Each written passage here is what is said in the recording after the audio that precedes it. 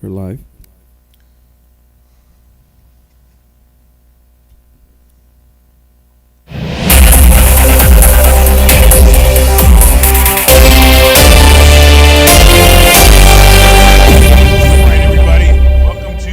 Chat now. I'm your host, Larry Steinhouse, and we have some technical difficulties today.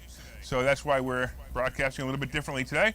Anyway, today is November 12th, 2021, and of course, I want to thank you for watching. Thank you for holding out. And just remember, if you like the show, hit the share button, hit the like button, and of course, you can comment live during the show on YouTube and Facebook and LinkedIn and Twitter. That is working, so feel free to comment. And you guys, who knows my favorite comment? If you know my favorite comment, put it up now. There you go. All right.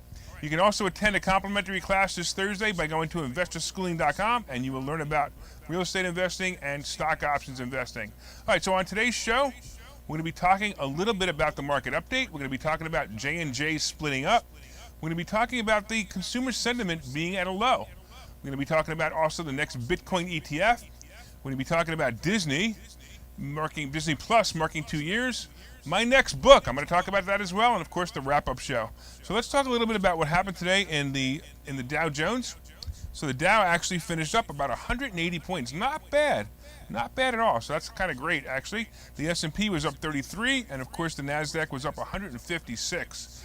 And look, you have to remember that the market's just going to keep going. It's going to go in the right direction, and hopefully we're going to do well here, and everything will be fine. All right, what else we got here? So let's talk a little bit about J&J splitting up.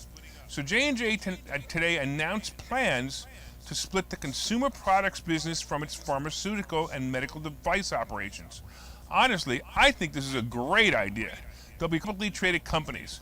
The separation will disconnect its household products unit, which is the maker of Band-Aid bandages, Aveeno, Neutrogena skincare products, and of course Listerine, from its riskier and faster-growing division that makes and sells prescription drugs and medical devices, including its its COVID-19 vaccine.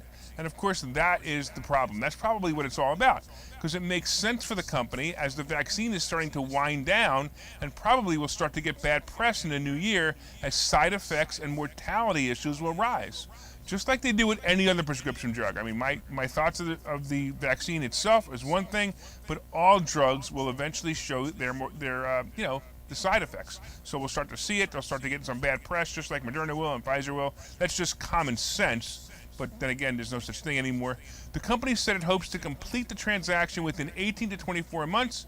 The pharmaceutical and medical device division, which includes advanced technologies like robotics and artificial intelligence, would remain the name Johnson & Johnson and keep J&J's incoming CEO, Jaquan Duato, as its helm. They also have not decided on a name for the secondary company. The stock moved up today about 3%, and the announcement included a statement that the company planned to keep its total divided at least the same level following the change. J&J currently sports a dividend yield of about 2.6%. All right, if you recall this week, it was dividend, the other word, wasn't it? All right. Anyway, if you recall this week, we're having all kinds of technical difficulties today. If you recall this week, GE also said they were going to split up into 3 companies, and at this time, GE moved about 15 points when that happened, and since then it lost about 7 of those. I expect the same with J&J. J&J will moved up today about 2.5 points, and my guess it'll settle back to about 160 shortly, and I believe that will be a really good play. So consumer confidence hit a 10-year low in November as inflation climbed to the highest levels since the early 1990s. The University of Michigan Consumer Sentiment Index is an algorithm that's been used to determine the overall feeling. The numbers tumbled to 66.8 for November, according to the reading was the lowest since November 2011 and well below the Dow Jones estimate of 72.5. October's reading was 71.7, meaning that the November level represented a 6.8 drop. The survey showed that consumers expecting still higher rates of inflation, with the 12-month forecast nudging up to 4.9%. This number reminds me of falling numbers of the Supreme Leader, President Poopy Pants. His approval rating is in the 30% range, and it shows. Oh, by the way, I've often argued with people about who the worst president in my lifetime was. Many said Obama. And frankly, I never thought he was the worst. I really thought Jimmy Carter was the worst. But I wanted to thank Poopy Pants for helping me never have to have this argument again. Let's go, Brandon. Oh, and of course, we also have people leaving their jobs in record numbers because the Supreme Leader continues to make masks and vaccines a priority for a virus that's mostly gone instead of concentrating on making America great again. I sure could use a mean tweet, consumer confidence being in the 90s again, and gas me at $1.50 a gallon.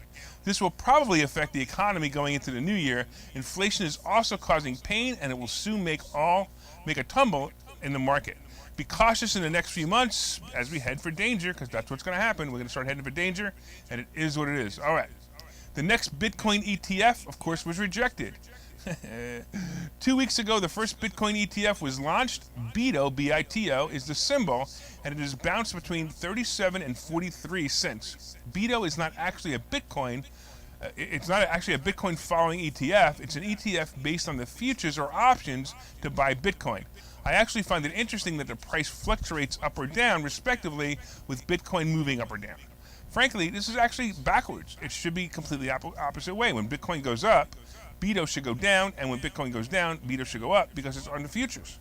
The fund should actually buy Bitcoin when it's down and sell again when Bitcoin is up. But it's still a young fund, and I'm sure that some are still getting their feet wet. By the way, a newly fund was set to launch, and that directly tied the price. This one directly tied the price of Bitcoin to the security. However, the Securities and Exchange Commission announced today that it has rejected the Bitcoin exchange traded fund run by Van Eck that would have directly tracked the digital currency, and that's what happened. All right.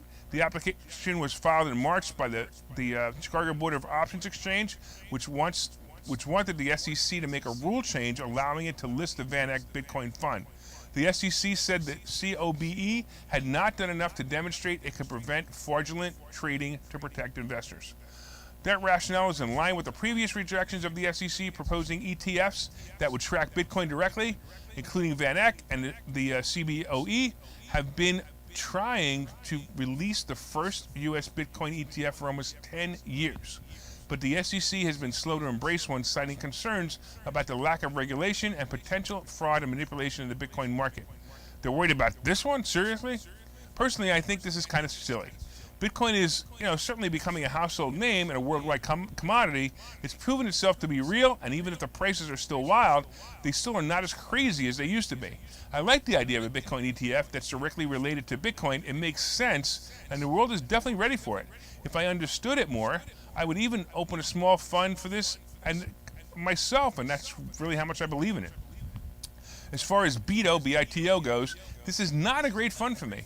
It owns no Bitcoin, and as you probably know, futures and options are extremely volatile, so it kind of worries me. I'm not a big fan of it. All right, so anyway, we're probably going to take a break at this point, but we're going to move on because we're having some technical difficulties. But I want to remind you that we're going to be moving to 7:30 a.m. as of Monday, November 29th, and we'll be broadcasting this show on WWDB in Philadelphia while on social media venues like you see now. Of course, those are YouTube, Facebook, LinkedIn, and Twitter, and you can always leave comments. By the way, I'm noticing that Dave is saying the feed is choppy. Dave, I'm hoping it's fixed. Let me know. You also can leave comments on the social media sites. Hey, leave one now. Of course, leave my favorite comment. You know what it is. You know what it is. So leave my favorite comment, and let's see if we can keep this show going today, even with our technical difficulties. All right. So real quick, of course, we've been discussing the market update. We've been discussing the fact that the Dow is up about 180, the S&P is up 33, and the Nasdaq was up 156. All right. You guys hit the share button. Come on, hit the share button. Let me know you like the show. That way, we can let everybody else see the show. I'm not even sure if I want you to share it today. It's having some troubles today. Let's talk a little bit about Disney Plus. So the other day, Disney stock plummeted, as the entertainment giant missed earnings on all fronts. They also remarked in their guidance that Disney Plus streaming service was losing steam. Well, today it marked the 2-year anniversary of the Disney Plus service. Look, I remember buying the package, and I believe it was a first-year price of about $90 for the annual membership. I watched with enjoyment all the special shows about Disneyland, Disney World, and all the early years of the company. By the way, I've always been a fan.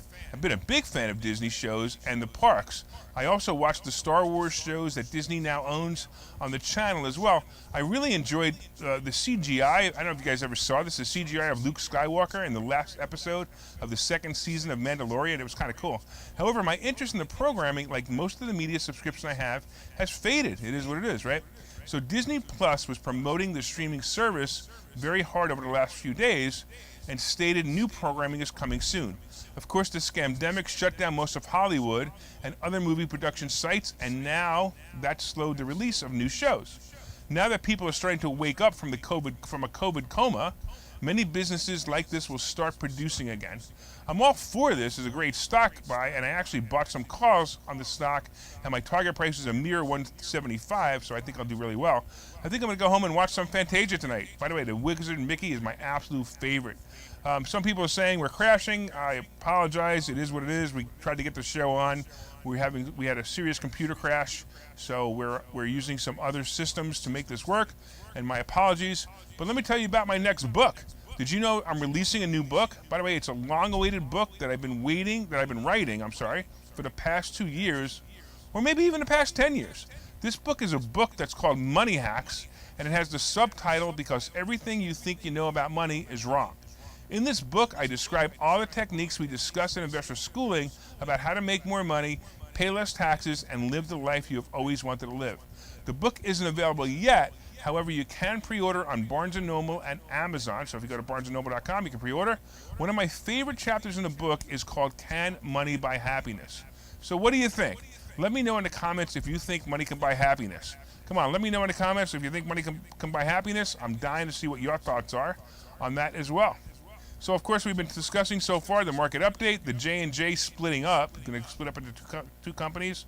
We've been talking about the fact that President Poopy Pants has made consumer sentiment almost as low as his approval rating.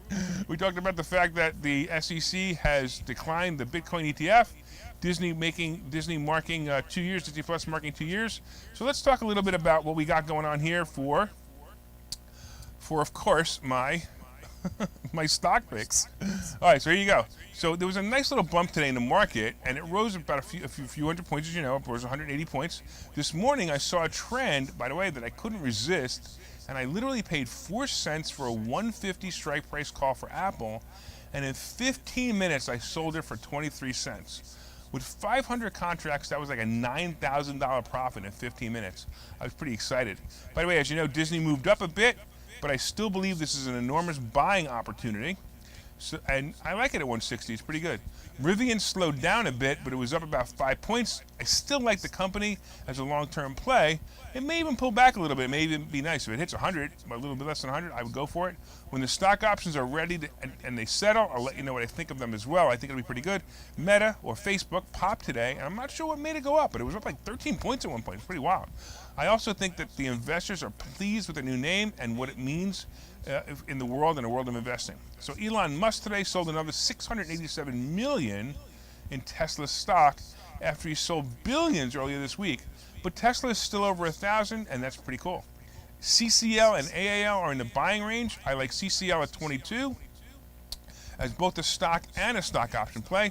Both will come up nicely. I actually bought some CCL February options with a strike price of 20 right before the broadcast. Let's talk a little bit about the crypto scene. As I reported, the SEC rejected VanEck ETF that sought to track Bitcoin directly. That made Bitcoin pull back a bit, but I actually thought it would be a lot more. It wasn't that substantial. It's still hovering at around 64,000. Ether is still around 4,600. Of course, Shiba is still in the 50 to 56 millionth of a cent range. And look, we're all looking for that thing to pop. I mean, I see all these things. The Shiba army wants it to go to 1 cent. It'd be freaking awesome. Hey, if it goes to a half a cent, I'd be super happy, right? Doge is also holding out at about 25 to 27. And since I was having so much fun with all this, I decided to buy some AMP. Yep, I bought some AMP this morning at 6 cents. Who cares? Whatever. Hey, if you guys are in any crypto, let me know. I'd love to hear about the crypto plays you're making. And of course, if you made any money with any of the tips we talked about, let's go. So Kittens, Kittens is my favorite stalker. Is it stalker or is it a troll? My favorite troll. So she's hysterical. So she wants to know if my jacket is stinky. No, Kittens, it's not stinky. I didn't put it in the litter box. All right, don't forget we'll be moving on the 29th to 7:30, and we'll be live on the radio at WWDB as of December 1st. By the way, are you going to listen or watch? I really hope you are, and I'm hoping that my favorite troll, Kittens, is listening to us in Philadelphia on WWDB at 7:30 as of December 1st. By the way, like I said, if you've made any money on any of the tips discussed in this show, please leave a comment. Don't forget to subscribe to the YouTube channel, like the Money Chat Now page on Facebook, hit that like button, hit that share button, and we really appreciate you guys having the patience as we had to move our studio today because of the technical difficulties. Of course, from time to time, I own some of the assets and options discussed in the show. The opinions discussed in this show is solely mine, and no one has asked me to discuss them. Thank you so much for watching. We look forward to seeing you probably next week. Of course I sound like Kermit the Frog. I've been saying that for 20 years, Kittens, that I sound like Kermit the Frog. This is Kermit the Frog speaking. See ya.